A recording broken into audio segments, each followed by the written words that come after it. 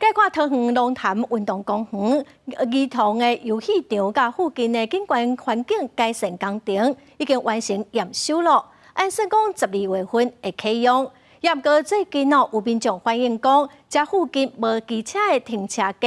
市政府的体育局是表示讲，因会伫网球场的边仔来规划奥多拜的停车场。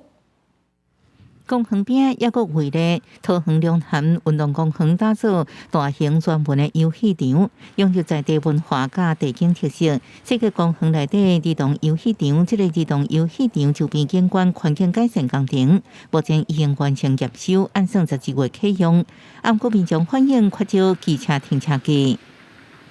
这边的摩托车停车位是可以多一点，因为常常来这边打球的人啊，然后都会或者说来公园玩的就没有停车位的部分，这样子，这是一个很大的困扰。游戏场这边12月中旬来开幕的话，势必有非常多的摩托车会没有停车位，因此呢，我们希望能够超前的部署盘点一些闲置的空间